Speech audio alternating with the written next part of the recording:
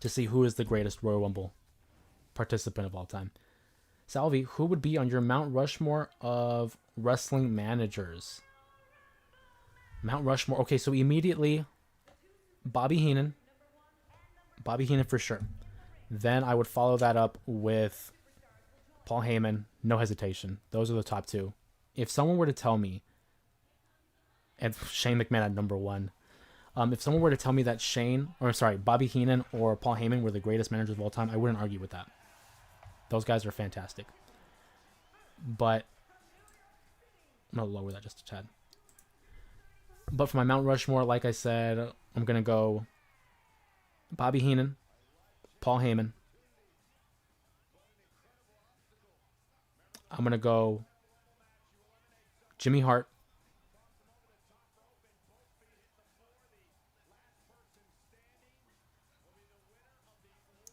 Jimmy Hart at 3. And it's not in order. The last one, you can really put anybody. I'm an old school guy when it comes to managers. Hear me out. I'm going to say Miss Elizabeth. And the reason I say... How ironic is that? I didn't mean to do that, but Miss Elizabeth, who was obviously connected with Lex Luger, winner of the 94 Rumble. Because Miss Elizabeth did so much for just the presentation of women. I mean, like, she had class, she had the beauty, she had the brains. I think certainly you can make the argument. So for me personally, again, it's my list. It's not the correct list, but it's my list. Bobby Heenan, Paul Heyman, Jimmy Hart, Miss Elizabeth. I heard SmackDown vs. Raw may be coming back in 2025. Not sure if that's true. I doubt it, truthfully. They have a deal with 2K. I don't see why they would, move away from the branding of 2K. It's the biggest sporting simulation game, obviously, because they have NBA 2K, WWE 2K. I would love it to see be the presentation, but I doubt it. Shawn or Stone Cold are probably the best Rumble winners of all time. I think the answer is Austin. Shawn going back-to-back and winning at number 1. But Shawn won Rumbles that were considered weak. The roster wasn't the best because it was during a time when WCW was poaching WWE talent.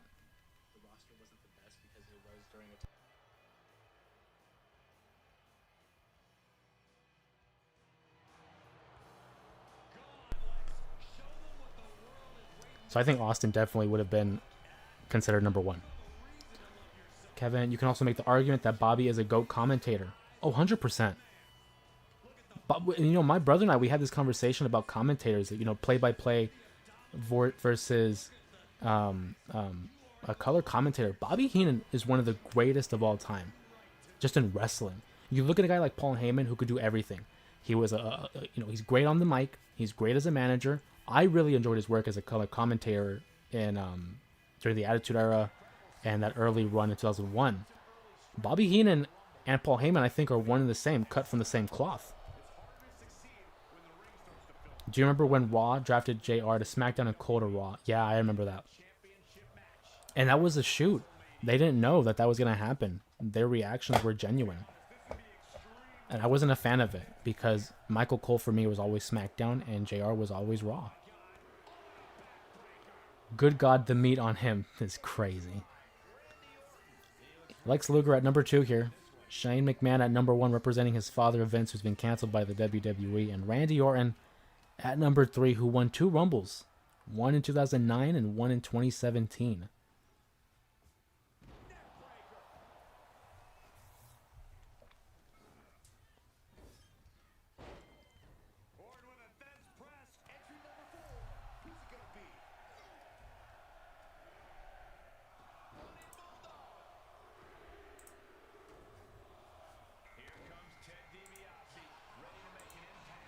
Ted DiBiase, although he never won a Rumble, he was the runner-up in 1989. The Rumble that Big John Studd had won. And there goes Shane. I knew Shane wasn't going to make it that far, dude.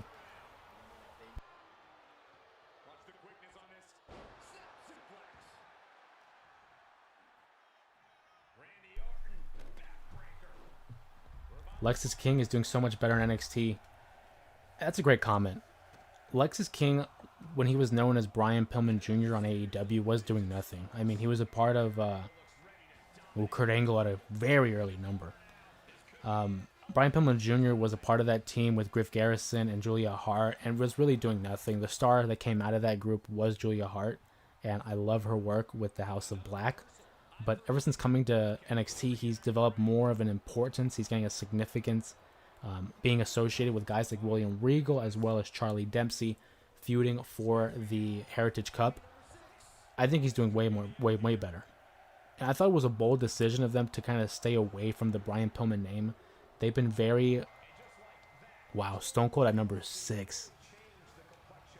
They've been very particular about the legacy and the heritage of certain superstars. Obviously, the Flairs, the Rhodes, the Mysterios, the Guerreros. Like, so for them to step away from Pillman, I thought was a choice. But I think it's working in his favor. He's kind of developing his own name. So I am happy for him that he was able to make the jump successfully. What's your personal favorite WWE entrance themes?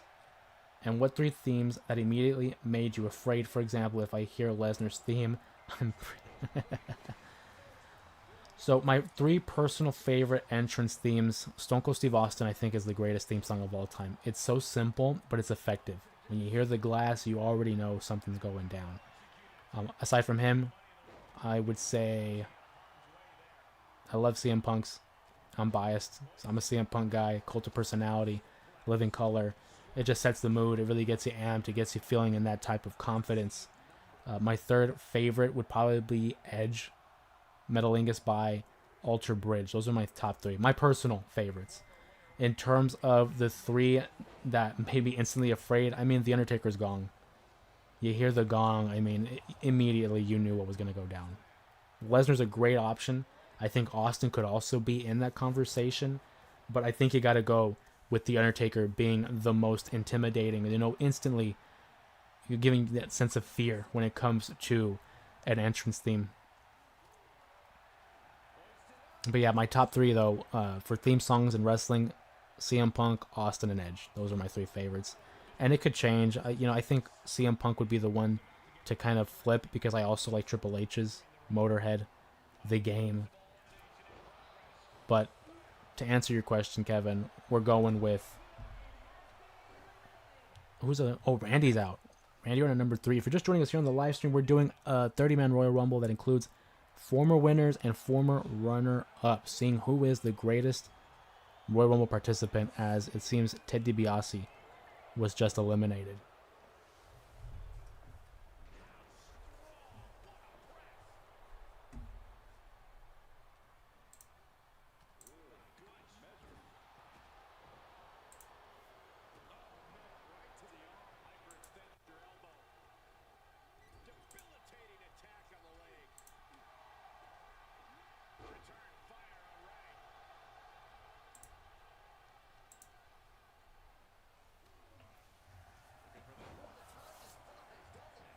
Who do you guys think is going to win the Rumble this year? Both for the men and the women. I think this is a year where it's like it could be anybody. They've really done a good job. Ooh, Macho Man. They've really done a good job of like spreading out the field and making you feel like anybody could win. I know there's some favorites and potentials leaders for the men. But I want to hear from you guys. Who do you guys think are winning for the women and for the men's Royal Rumble this year?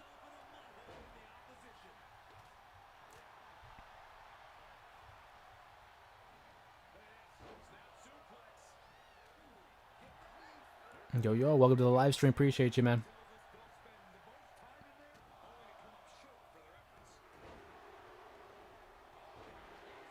Wylan. Sanfran5 says Seth or Drew is winning it. The women's, I don't know. It's a good call. I mean, the women, I think anybody could win. I'm looking at girls like Io, Charlotte. I think should be the top considerations. Becky Lynch, I think, is also in consideration. Seth and Drew are good options for the men. I think you have to include guys like Roman and Cena, Punk even. I mean, it's really a who's who of potential winners. Who do you think should have been heavyweight champion that never was? For me, I think of Razor Ramon. Razor's a great pick. I think Roddy Piper. Roddy Piper for sure. I mean, as a heel, could really get under your skin, and as a baby face, you love him. I'm a big Piper guy. We talk about Hogan and how I'm not much of a Hogan guy in the 80s. Piper was my guy. And speaking of Scotland, Drew McIntyre coming in at number 12, the winner of the 2020 Royal Rumble. Oh, look at that. Kurt Angle. Yep. That's right, Rylan. Kurt Angle. Favorite Kurt Angle match, Rylan? Or Kurt Angle moment? Kurt Angle never did win a Rumble, but he was the runner-up in 2002 against Triple H. And there goes... Oh, I was about to say, I thought Triple H was going to be out there for a moment.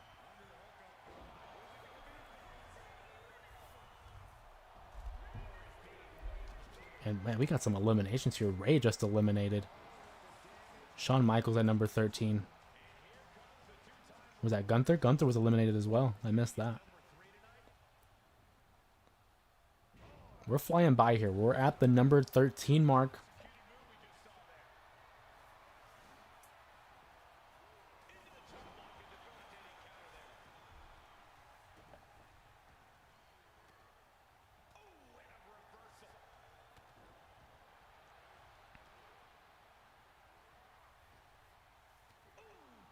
Drew McIntyre is my favorite. Drew McIntyre is awesome, dude. I love the work that Drew McIntyre has put in these last couple of years. There goes Shawn eliminated early. That was my pick.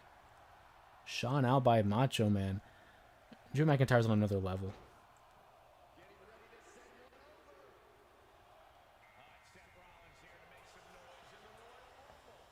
And Seth Rollins at number 14. Not too far away from where he won. If I'm not mistaken... I think it was like 15 or 14 when, or was it 10 when Seth won?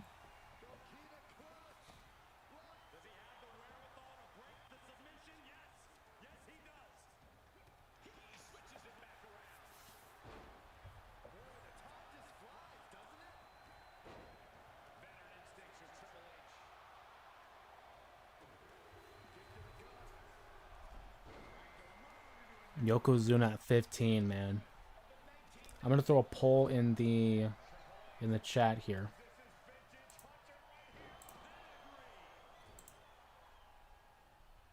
Kevin says my personal fave themes are MVP, Punk, McIntyre, Broken Dreams. Triple H is King of Kings. Triple H, I think, has never had a bad theme song.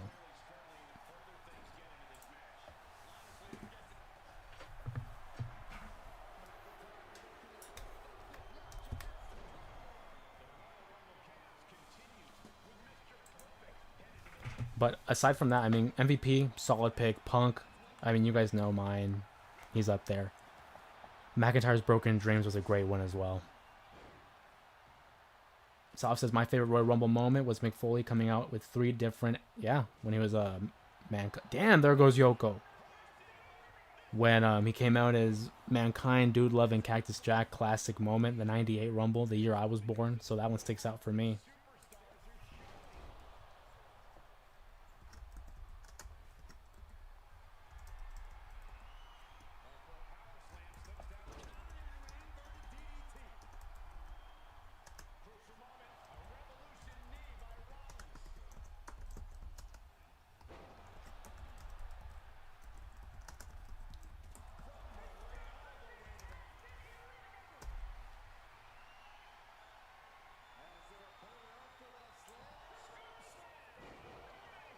Thoughts on Ready to Rumble movie and the downfall of WCW. The Ready to Rumble movie's bad. It's bad. The acting's bad. The humor can be bad. But it's a guilty pleasure of mine. I love watching Ready to Rumble. I'm not afraid to say that. Is it stupid? Absolutely. Do I still get a kick out of it? Yes, I do. But the downfall of WCW, it's just the fact that there were too many cooks in the kitchen and there wasn't like a lead. They allowed the inmates to run the asylum. They didn't have organization. And towards the end, it was bad creative. And they lost track. Wow. They lost track of their stars. I mean, you had the real stars like Benoit, Eddie, Malenko, Jericho, all jumping to WWF. Oh, yeah. Big Foley came out 3 characters in this one Royal Rumble. Yeah, in 98. Good call. Kevin, I got Rollins or Cena winning the Rumble. Good picks, man. Solid picks. Cena's a great pick. I think you also have to consider a guy like Punk and Roman. For sure. Those guys I think are good picks as well.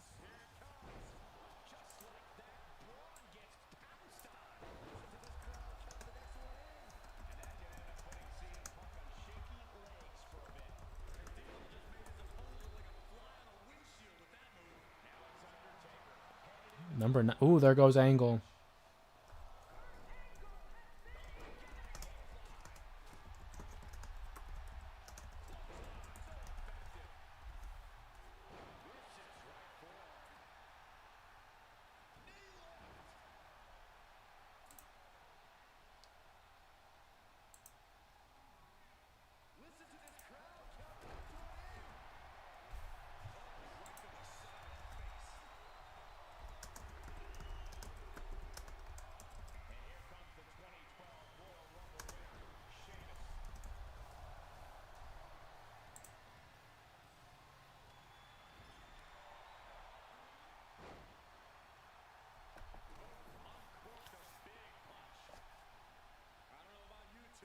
Vince used to be super against guys built like Benoit and Jericho. Vince leaned towards guys like Hunter, Batista, and Lesnar. Yeah, because he was always larger than life. He thought they should be like real life superheroes and be like these muscular figures. But it's like pro wrestling is so much more than just appearance. It's all about work rate, personally. That's why I've always been a fan of like Brett, Shawn, Punk, Eddie. Like that type of a wrestler, those are my favorites. Don't get me wrong. I love Batista, love Triple H, but I lean towards those other guys that I mentioned.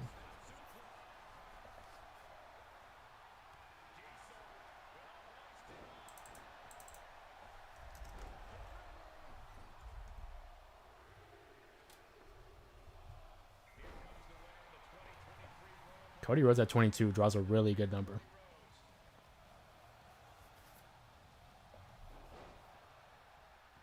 And the ring is full now.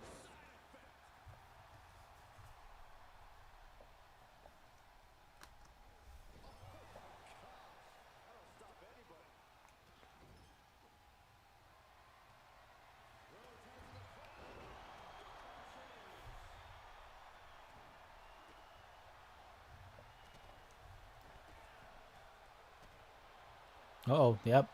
There goes Sheamus, winner of the 2012 Rumble. If Jericho retired after his Y2J gimmick in 03, especially after becoming Undisputed Champion, he might have been the GOAT. It's sad to see him wrestle his iconic career away. I think, honestly, had Jericho called it quits after like 2010, because I really liked his stuff as a heel when he worked with Michaels in like 08. I thought that was great stuff. You could even argue what he did in Japan, leading in 2017.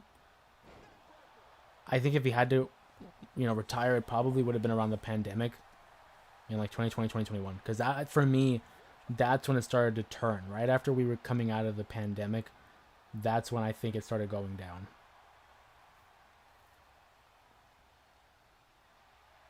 Ryland brings up the Kane versus Kane imposter feud.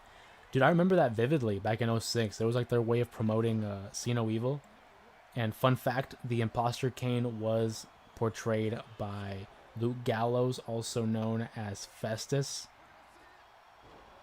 But that was an awesome time. I'm into those kind of feuds. I know some people think it's silly and it's stupid, but the more outlandish it is, I think the more entertaining it can be. So yeah, I remember vividly that Kane versus Kane feud. Good call out there by Ryland.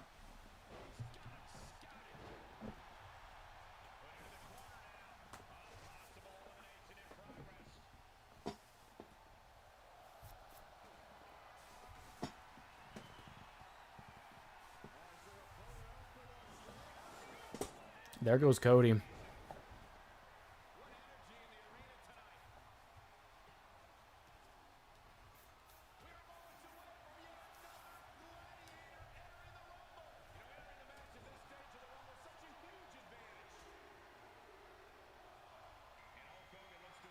Boo. Dude, what did you guys think about the reception that Hogan got on the first episode of Netflix's Raw? Like, this man got booed out of the building. He was getting that Dominic Mysterio treatment where they were not going to let him speak. And there goes Punk. It's a shame.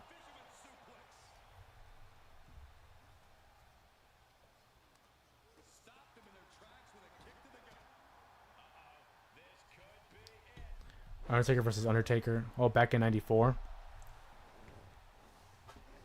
I think, honestly, when it came to Undertaker versus Undertaker in 94, it was all about the build-up. The match itself was okay, but I thought the build-up was fun.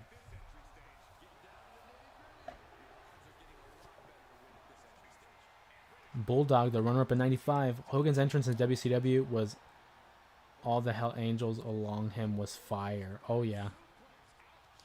But yeah, when Hogan, I'll give you this. I was never a Hogan guy, but Hogan in the NWO and as like a heel, I'll give him that. He's cooler that way.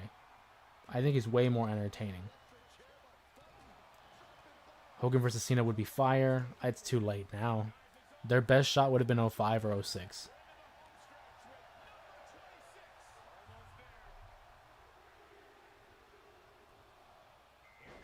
And speaking of John Cena, right there. There you go, Kevin. And number 26, a really good number for John here.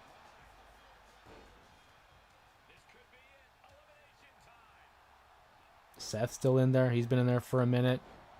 Diesel's been there for a minute. We still haven't seen Roman. Or Kane. Kane hasn't been in here yet either.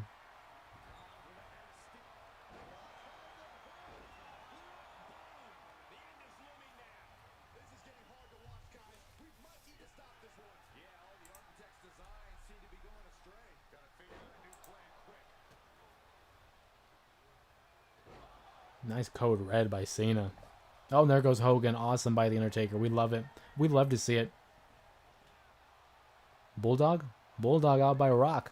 And then Rock out by Cena. Wow, what a... Whoa. What a chain of events there, man.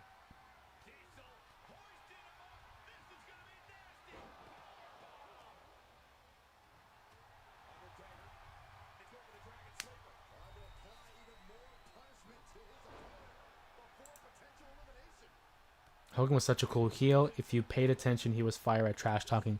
That's what I think. Hogan's a natural heel, personally. I know they had the whole red, white, and blue, and red, white, and blue, the red and yellow, and he played the babyface for so long. But for me, he comes off as a natural heel. I think his heel work is just, it's way better than his babyface work. It just seems so natural. Because I guess he is a heel in real life. Was it 27? Roman. The OTC.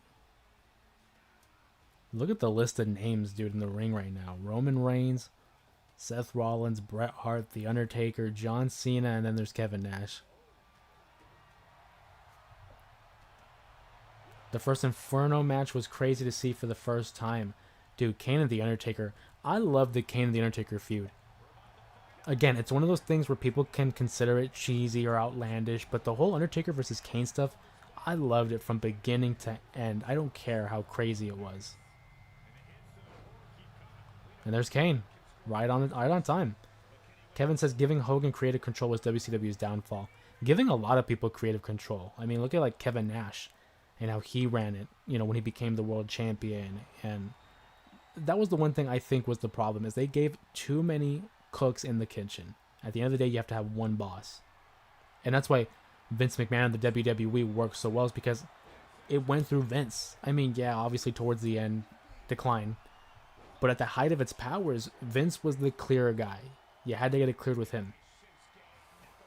Well, Shinsuke got a real good number here for Shinsuke.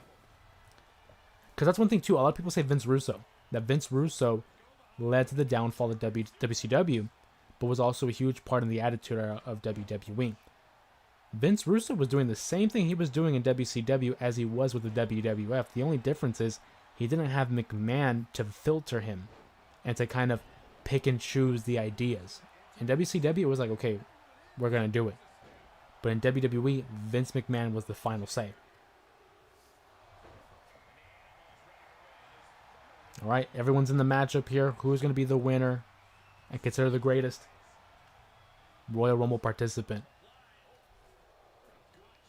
All of them are former winners of the Rumble with the exception of Diesel and Kane, who were runner-ups.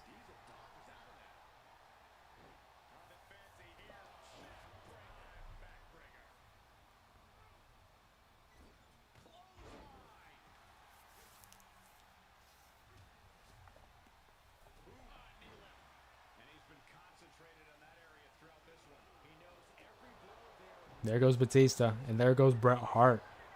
We're down to the final 5.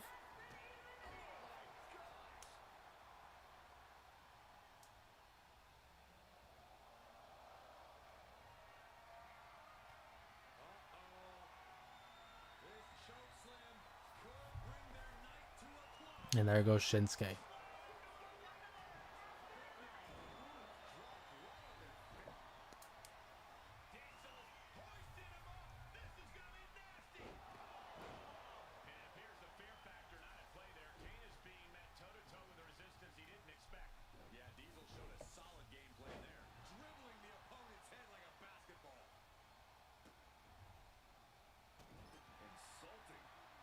Oh, nearly got him with the Superman punch.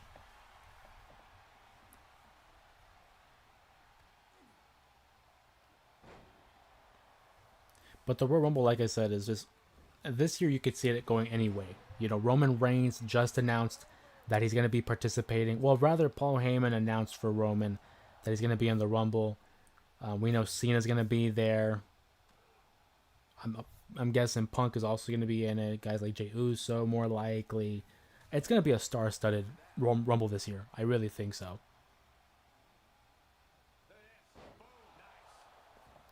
For me, there's a lot of intrigue in the men's Rumble because there's so many stars. But then the women's, I think, has a level of intrigue as well because you really can't call it. Oh, Undertaker eliminates Kane.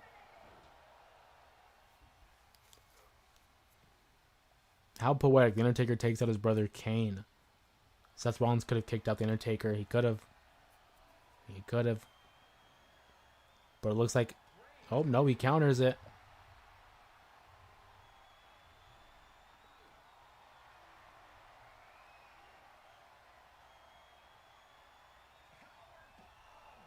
Oh, there goes Taker. Hey, Sylvia, welcome to the live stream. Appreciate you stopping by. We're doing the Royal Rumble. Sylvia says, guys, please don't judge. I'm here to learn about wrestling. This is my first Rumble. So what happens if you win? Does it mean you automatically make it to WrestleMania? So with the Royal Rumble event, it's a 30-man, or women. They have one for the women as well. You win the Rumble, and you earn a championship opportunity at WrestleMania. You punch your ticket. You automatically... Really, Diesel? Really? So, in this scenario, Diesel wins the Rumble, meaning he has the choice to face a world champion at WrestleMania. So, for example, he could choose to face Cody Rhodes, the WWE champion, or Gunther, the world heavyweight champion. It's the best way to get a championship matchup at WrestleMania. But yeah, essentially, you're right, Sylvia. It means you automatically make it to WrestleMania, but you get the bonus of having a championship opportunity.